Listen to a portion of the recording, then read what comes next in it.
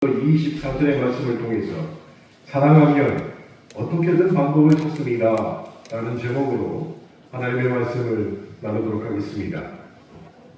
신약성경 14장 신약성경 119쪽 면에 있습니다. 14장 16절부터 24절까지의 말씀 함께 읽겠습니다. 이르시되 어떤 사람이 큰 잔치를 베풀고 많은 사람을 청하였더니 잔치할 시각에 그 청하였던 자들에게 종을 보내어 이르되 오소서 모든 것이 준비되었나이다 하매 다 일치하게 사양하여 한 사람은 이르되 나는 밭을 샀음에 아무래도 나가 보아야 하겠으니 청컨대 나를 양해하도록 하라 하고 또 한 사람은 이르되 나는 소 5겨리를 샀음에 시험하러 가니 청컨대 나를 양해하도록 하라 하고 또 한 사람은 이르되 나는 장가 들었으니 그러므로 가지 못하겠노라 하는지라 종이 돌아와 주인에게 그대로 구하니 이에 집 주인이 노하여 그 종에게 이르되 빨리 시내의 거리와 골목으로 나가서 가난한 자들과 몸 불편한 자들과 맹인들과 저런 자들을 데려오라 하니라. 종이 이르되 주인이여 명하신 대로 하였으되 아직도 자리가 있나이다. 주인이 종에게 이르되 길과 사뭇다리로 가서 나가서 사람을 강권하여 데려다가 내 집을 채우라. 내가 너희에게 말하노니 전에 청하였던 그 사람들은 하나도 내 잔치를 맛보지 못하리라 하였다 하십니다.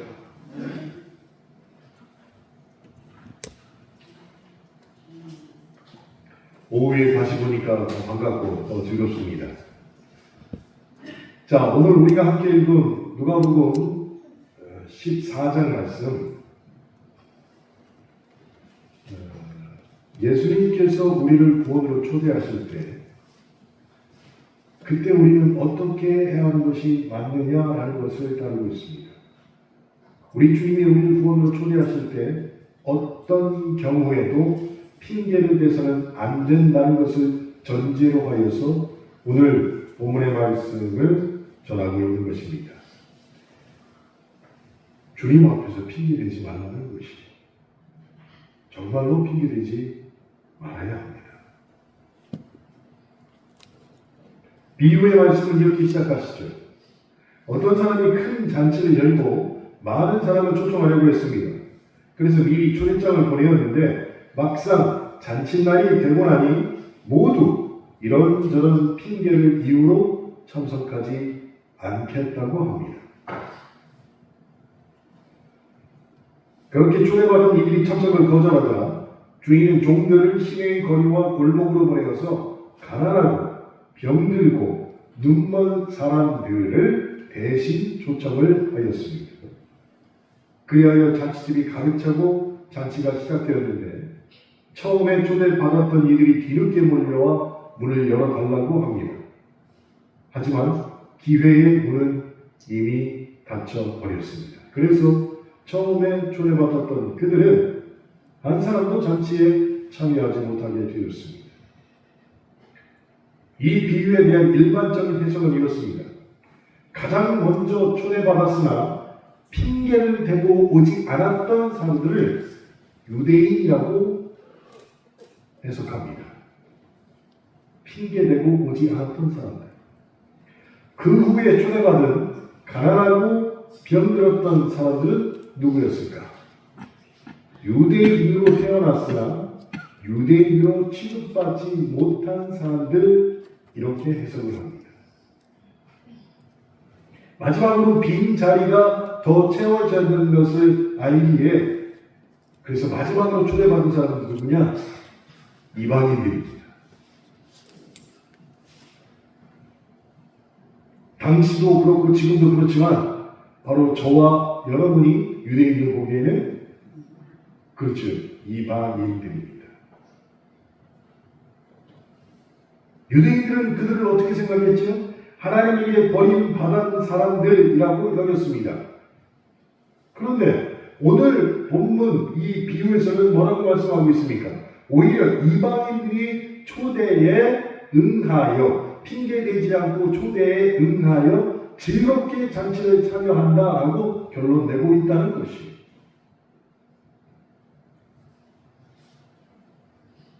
그렇게 오늘 본문이 속한 누가복음 14장은 구원으로의 초대를 우리에게 의미하고 있습니다. 구원으로 초대에 결코 핑계대지 말아야 한다라는 것이에요. 택함을 받은 사람에게 하나님께서 보내시는 것이 구원으로의 초대입니다. 이 초대는 우리 인생에서 절대로 거절해서는 안 되는 초청이 되는 것이죠. 그래서 우리는 기억해야 됩니다. 하나님이 아무에게나 먼저 초대장을 보내지 아니하신다라는 것을 기억하셔야 됩니다. 그래서 그것을 우리가 기억하고 알고 믿고 확신한다면 어떤 일이 있어도 하나님의 초대에 핑계를 대거나 미루면 안 되는 초청, 즉 구원의 초대에는 결코 핑계대지 말라는 것이. 사랑하는 성도 여러분, 그런데 이 구원의 초대보다 더 중요하고 급한 초청이 있을까요? 없을까요? 구원의 초대보다 더 급한 초청이 있어요? 없어요? 그렇죠. 제 생각에는 없습니다. 그런데 더 급한 건 없는데 구원의 초대와 동격의 또 다른 초대가 있습니다. 그게 믿지 않는 자들에게 하는 것이 구원의 초대인데 이미 그리스도인이고 이미 예수를 믿는 사람에게 하는 특별한 초대가 또 있다는 것이에요. 그럼 그것은 무엇일까요? 바로 일꾼로의 초대입니다. 이것은 이미 믿은 자에게 하시는 하나님의 초대입니다. 근데 이 일꾼로의 초대, 이 역시 구원의 초대만큼이나 매우 중요하다는 것입니다. 하나님을 알지 못하는 자는 구원으로 초청하시지만 이미 구원받은 자는 하나님 밭의 일꾼으로 초청하십니다. 그래서 우리는 한 가지 생각을 바꿔야 됩니다. 구원 받았다고 끝나는 것이 아닙니다. 이거 이제 생각 잘못하면 신천지 닮아가는 거예요. 구원 받았다고 끝난 게 아닙니다. 기수하면 사천에 들어야죠. 해가면서 막 이렇게 막 협박하고 모욕하고 그런 뜻이 아니에요. 구원받은 자 그것으로 끝난 것이 아닙니다. 그럼 무엇이 있느냐? 구원받은 저와 여러분은 또한 하나님 나라의 일꾼으로 초대받았다는 것을 알아야 한다는 것이에요. 그래서 믿지 않는 자에게 구원으로 부르실 때 그들이 핑계 되어서도 안 되지만 하나님께서 일꾼으로 부르실 때도 이미 예수 그리스도를 믿는 우리가 핑계 돼서는 안 된다는 것이에요. 정말 안 됩니다. 아무리 자기 자식이라도 자기 뱃속 앞에서 난 자식이라도 머리가 커졌을 때 너 이것 좀 해라. 아버지 때나 그렇지 지금 그런 거 안 해요. 이러면 속이 상해요. 상하지. 저는 아들 때문에 속상한 적이 최근에 들어서 한 번도 없습니다. 한 가지 부탁을 했어요. 지금. 야, 요즘 많이 스몰 웨딩 하는데 절대로 안 된다. 절대로 안 된다. 그리고 주례 없는 웨딩 또 절대로 안 된다. 아니 못을 박았어요. 우리 아들이 탁 보더니 저도 그런 생각 없어요. 나도 얼마나 갖다 바쳤는데 저도 그런 생각 없어요.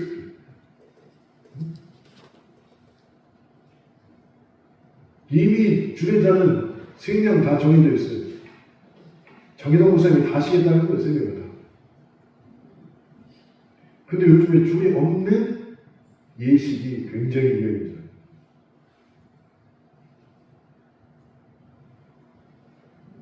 일꾼으로 하나님이 우리를 부르실 때 아직 정신 못 차린 우리 구원은 받았으나 일꾼으로 가기는 너무너무 싫어하는 그 모습을 하나님 앞에 보여드리지 않기 위하여 못 가요 라고 못하니까 핑계되는 일 없어야 한다는 것을 기억하시기 바랍니다.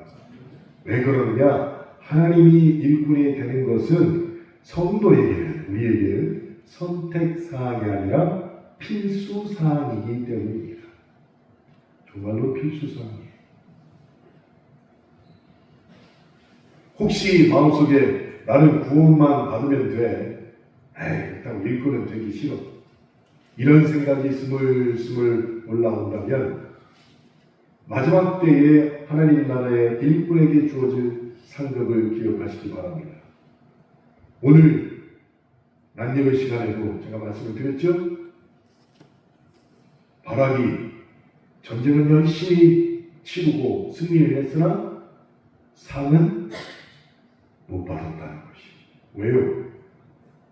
제한된 순종을 했기 때문에. 제한된 순종.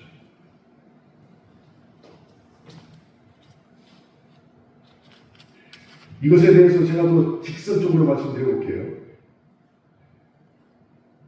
달라스 윌라드라는 신학자가 있습니다. 그분이 잊혀진 제자도라는 아주 좋은 책을 쓰셨습니다. 근데 그 책에 오늘 내용과 비슷한 이야기가 있습니다. 이렇게 얘기합니다. 오늘날 그리스도인들 사이에는 제자가 되지 않고도 그리스도인이 될 수 있다는 그릇된 신화가 있다. 이것이야말로 이 시대의 가장 큰 비극이다. 나는 그런 그리스도인들을 뱀파이어 그리스도인이라 부른다. 무슨 뜻인지 아시겠어요? 구원은 받았는데 주님의 일꾼이 되기 싫은 사람을 달라스 윌라드 이 교수는 뭐라고 부른다고요? 뱀파이어 그리스도인. 제가 보기에는 정확한 지적입니다. 왜 그러느냐? 구원을 얻기 위해서 반드시 필요한 게 뭐예요? 예수님의 보혈이죠. 그래서 구원을 얻기 위해서는 반드시 필요한 게 예수님의 피, 보혈입니다. 거기에는 알고 난 다음부터 관심을 가집니다. 그래서 구원을 받았습니다. 예수님의 피로 말미암아. 그 다음에 너 구원 받았으니까 하나님의 일꾼으로, 즉 희생하는 제자가 되어라 라고 말씀하시는데 거기는 거부하는 것이에요. 그래서 저는요, 예수님의 피만 빨아먹는 흡혈귀와 똑같습니다 라고 말하는 것과 같다는 것이에요. 같아요.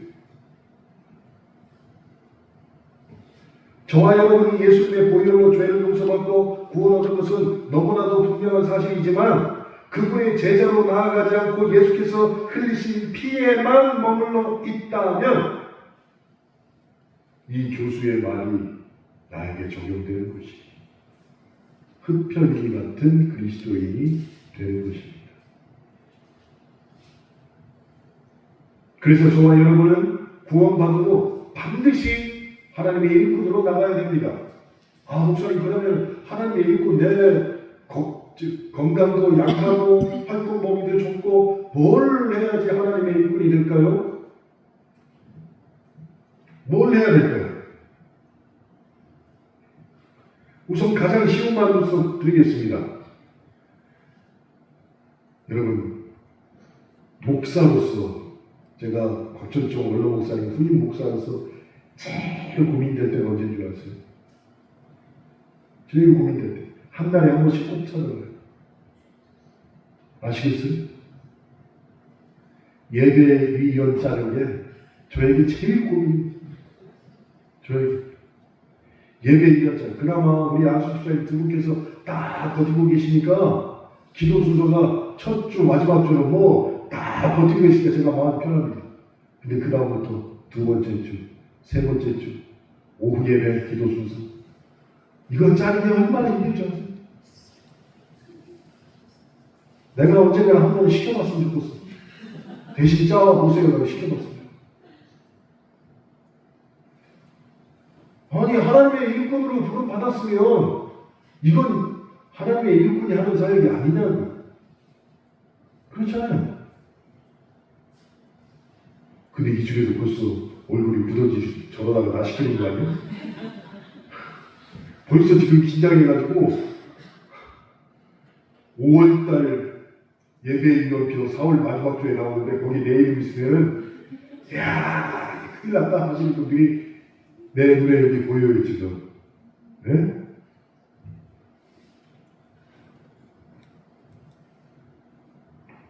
우리는 구원받은 이후에 반드시 하나님의 일꾼으로 나가야 됩니다. 자, 누가복음 10장 2절에도 그에 대해서 말씀하십니다. 이르시되 추수할 것은 많되 일꾼이 적으니 그러므로 추수하는 주인에게 청하여 추수한 일꾼을 보내주소서 하라. 하고 정확하게 일꾼이 나와요. 그래서 일꾼이 주인을 따르는 것은 나의 선택사항이 아니라 의무가 되는 것입니다. 그럼 나는 이미 구원받은 사람이잖아요. 그럼 나에게는 의무가 생겨요. 하나님의 일꾼으로 하나님의 일을 하는 의무가 생기는데 거기에는 뭐도 들어가요? 공예배 기도도 들어간다는 얘기예요. 그가 앞으로 나한테 와가지고 막 뭐라고 하시는 분은 나는 하나님의 일꾼을 포기합니다. 나는 흡혈이 그리스도인입니다. 라고 본인 입으로 얘기하지만 나는 그렇게 생각한다는 얘기예요. 무슨 말인지 아시겠어요? 응?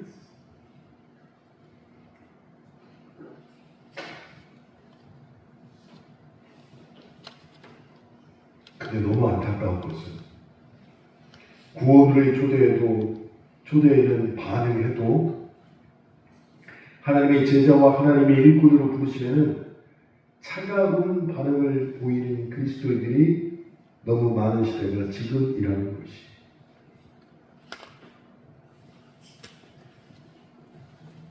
그렇다면 오늘 오후 예배 시간에 하나님의 초대에 응답하여 하나님의 신실한 일꾼이 되시기를 저와 여러분이 결단하시기 바랍니다.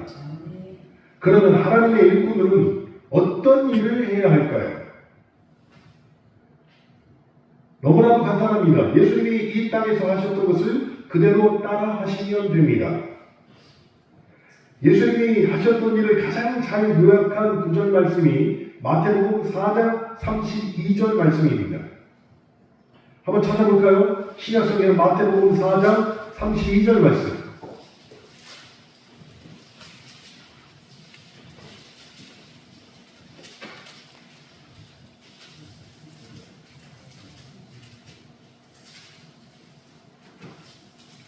신약성경 마태복음 4장 32절 말씀입니다. 자, 함께 읽겠습니다.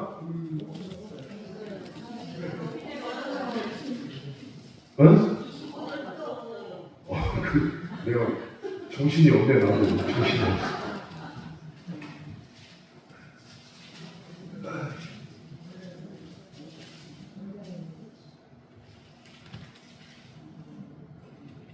그렇지. 12절 말씀. 제가 정신이 없었어요. 자, 제가 읽어드릴게요. 예수께서 온 갈릴리에 두루 다니사 그들의 회당에서 가르치시며 천국 복음을 전파하시며 백성 중에 모든 병과 악한 것을 고치시니, 즉 세 가지를 따라하는 것이 하나님의 일꾼이 되는 것입니다. 몇 가지요? 세 가지. 첫째는 하나님의 말씀 사역을 따라해야 됩니다. 첫 번째 내가 따라야 될 게 뭐라고요? 하나님의 말씀 사역. 주님에게 마귀가 찾아와서 광야에서 유혹할 때도 주님이 완력으로 이겨내신 게 아니죠. 성경의 말씀으로 이겨내시고 쫓아내셨습니다. 바리새인들이 율법 공격으로 주님을 압박할 때 주님께서는 더 해박한 성경 지식으로 그들을 압도하셨습니다.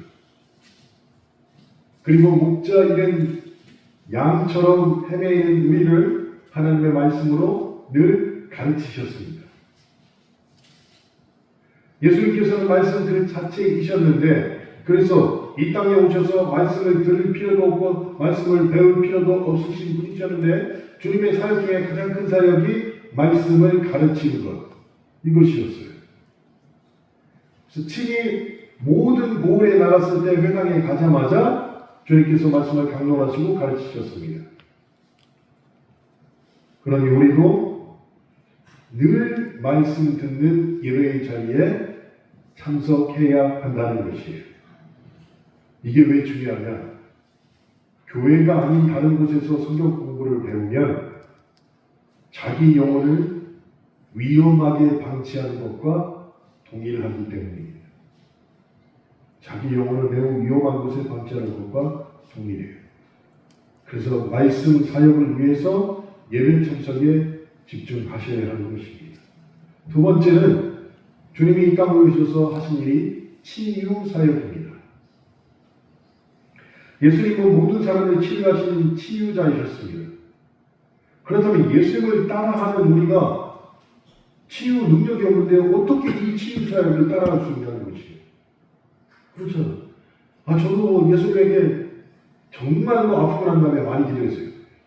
저도 바울처럼 내 몸에 손대었을 때 내 병은 안 낫더라도 사랑하는 성도들이 아플 때 손만 대어도 나는 역사가 그냥 평생 살면서 한두 번 얘기를 해달라고 기도 진짜 많이 했어요. 그래서 예배 시간에 이렇게 아픈 사람 가시면은 아직 내가 믿음이 약해서 대놓고 기도를 못하지만 등만 만져. 다음 주에 안 나오고 더 아픈데 큰일 났다. 걱정이. 등만 만져 아직은. 왜? 나에게는 그런 능력이 없으니까. 근데 능력이 없는데 어떻게 예수님의 치유사역을 따라갈 수 있냐는 것이. 근데 우리는 따라해야 돼요. 그럼 두 번째 방법이 무엇이냐? 예수님의 칭찬을 받았던 백부장의 행동을 그대로 따라해야 한다는 것이에요. 예수님에게 칭찬받은 백부장이 무엇을 했습니까? 하인이 심한 중풍병에 걸려서 죽게 되었습니다. 담대에 권력자였던 백부장이 손수 그래서 예수님을 찾아가서 부탁했지요. 주여, 제 하인이 중풍으로 집에 누워 몹시 괴로워합니다. 라고 예수님에게 치유를 간청했습니다. 그 모습에 감동하신 예수님께서 처음에 뭐라고 하시냐면 내가 직접 가서 너의 하인의 병을 고쳐주리라 말씀하셨습니다. 근데 백부장이 예수님이 상상지도 못한 대답을 했죠. 말씀만 하셔도 제 하인이 나을 줄 믿습니다. 거기에 주님이 더 감동하셨습니다. 감동되자마자 치유가 시작된 것이었어요. 여러분, 예수님의 마음을 감동시킬 때 예수님이 이 땅에 하셨던 치유의 기적이 시작되는 것이에요. 이게 저와 여러분이 예수님에게 배우고 행해야 되는 치유 사역입니다. 우리에게 치유의 능력은 없지만 병든 사람의 문제를 예수님 앞으로 데려오는 것, 누구처럼? 마치 백부장처럼 그것이 우리의 치유의 사명이 된다는 것이에요. 그래서 치유는 예수님이 맡으셨지만 백부장의 역할은 우리가 맡아야 한다는 것입니다. 저와 여러분 예수님 앞에서 간구했던 그 백부장의 믿음으로 우리에게 맡겨진 치유 사역을 잘 감당해야 하는데 그것을 감당할 때 어떤 일들이 벌어지느냐? 우리는 스스로 성령께 감화되어 다른 이의 눈물을 닦아주고 상처를 떠벌리는 게 아니라 상처를 감싸주며 그 병을 위해 간절하게 눈물로 기도할 수 있게 된다는 것이에요. 그래서 능력이 없지만 병든 자의 문제를 주님 앞으로 가지고 오는 그 자체가 우리가 예수님에게 배워야 되는 치유사역이고 그 모델로 백부장의 믿음을 바라보면서 그렇게 해야 한다는 것입니다. 세 번째, 우리는 예수님의 전도사역을 배워야 합니다. 여러분, 믿는 자는 교회 안이 아니라 현장에서 우리의 일상생활 그 한가운데서 영웅이 되어야 한다는 것이에요. 마가복음 16장 15절에 또 이르시되 너희는 온 천하에 다니며 만민에게 복음을 전파하라 라고 말씀하셨습니다. 만민에게 복음을 전파하라. 누구를 만나든지 복음을 전파하라. 그렇다면 저와 여러분에게는 전도의 현장이 있어야 됩니다. 예수님이 온 갈릴리를 두루다니시며 복음을 전파하신 그 전도 사역을 따라해야 하는 전도의 현장이 우리에게는 하나씩 있어야 한다는 것이에요. 그래서 한 손에는 성경을 들고 다른 한 손에는 영혼을 붙잡고 그렇게 예수님을 따라가는 전도 사역을 해야 한다는 것이죠. 이게 왜 중요하냐? 그래야만 뱀파이어 그리스도인에서 벗어날 수 있기 때문입니다. 그래요. 사랑하는 성도 여러분, 예수님 앞에서 일꾼으로 부르심의 초대를 받았으면 절대로 핑계 대지 마시기 바랍니다.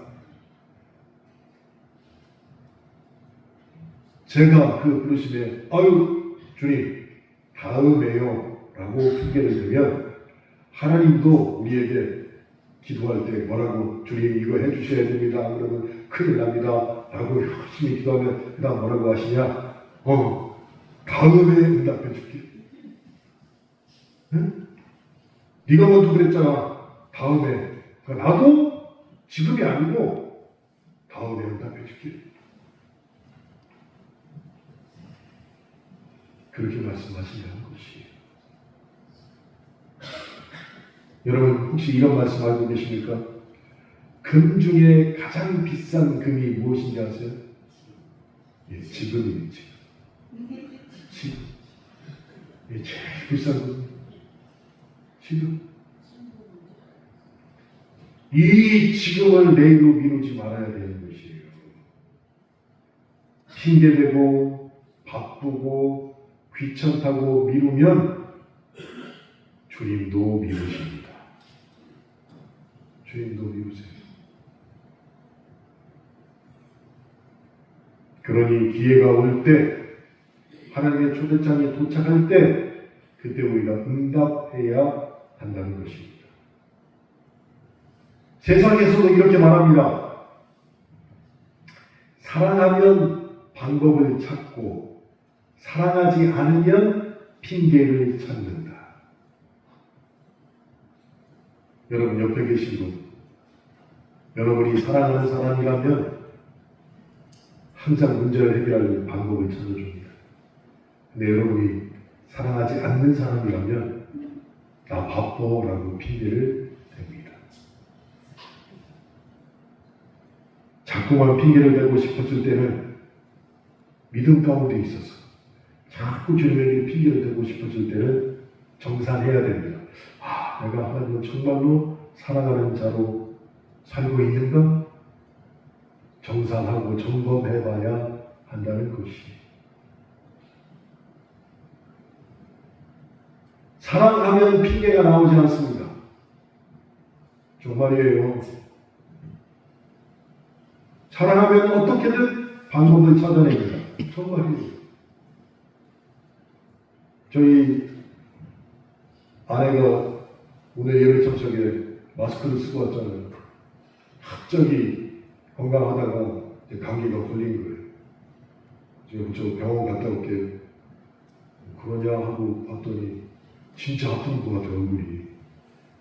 우리 따로따로 자니까 몰라요. 그러니까 얼굴이 진짜 아픈 거예요. 병원에 갔어요. 저 사람이 제일 필요한 게 뭘까 보니까 설거지를 안 해놓고 왔네. 그래서 내가 어머님의 그 강력한 교육을 한 번에 내가 무시하거나 해봐야겠다 하고 무시하고 가서 설거지를 했어요. 설거지. 근데 마침 너무 오래 걸려서 병원에 갔다 온 거야. 설거지 하고 있는데 들어왔어요. 그러더니 약을 먹어야 된다고 밥을 먹는데 설거지 한 줄이 먹어라. 그래서 설거지가 다 끝났어. 근데 설거지가 다 끝났는데 자기가 먹었던 이만큼을 들고 와서 그럼 그거 누가 해야 돼? 누가 해야 돼? 에? 제 입장에서는 먹은 사람이 해야지. 근데 자연스럽게 놓고 가는 거예요. 평소 같았으면 당신이 먹었으니까 당신이 해야지 했을 텐데 아프잖아. 저 사람을 편안하게 해주시면 지금 방법이 무엇일까? 내가 설거지하는 거예요. 그래서 분말 없이 설거지를 했습니다. 남은 음식도 다 다른 비닐에 담아가지고 내놓고 깨끗하게 했습니다. 왜 그랬을까요? 그 당시에는 핑계대고 싶지 않았던 것입니다. 우리 어머니가 고추 달린 놈은 두어 개는 의심도 하지 말라고 합니다. 저는 그렇게 하고 살았는데 너무 아프고 보이니까 핑계대고 싶은 마음이 사라진 거예요. 그래서 그렇게 하지 말라고 하기를 제가 불효하는 마음으로 설거지를 했다는 얘기예요. 그래서 하여튼간 저분은 편안하게 있었습니다. 반드시 내가 사랑한다면 방법을 찾게 되겠습니다. 근데 내가 조금만 멋진 걸 느끼면 언제든지 방법을 찾는 게 아니라 핑계부터 나오게 됩니다. 그러면 지금 가족에서 나는 가족들에게 방법을 찾아주는 사람인지 핑계대는 사람인지 점검해 보시고 내가 하나님을 믿는 이 신앙인으로서 하나님 앞에서 어떻게든 방법을 찾는 사람인지 아니면 어떻게든 핑계를 대는 사람인지 또한 점검해 봐야 한다는 것이에요. 그럼 오늘 저녁에 집에 가서 밥 먹고 난 다음에 설거지를 누가 해야 될까요? 제 입장에서요. 저요? 딸이 둘이나 있는데 오늘 저녁에 딸들이 있기 때문에 딸들에게 방법을 찾는 것을 양보하려고 합니다. 사랑하는 성도 여러분, 하나님의 일꾼이 되어서 하나님의 포도밭에서 일하는 것 매우 고되입니다. 그러나 고되일지라도 그때마다 장차 나타날 현재와 비교할 수 없는 하나님 주신 영광을 기억하면서 하나님을 위해 성실히 일하는 하나님의 일꾼이 되시길 주님의 이름으로 축원합니다. 잠시 기도하겠습니다.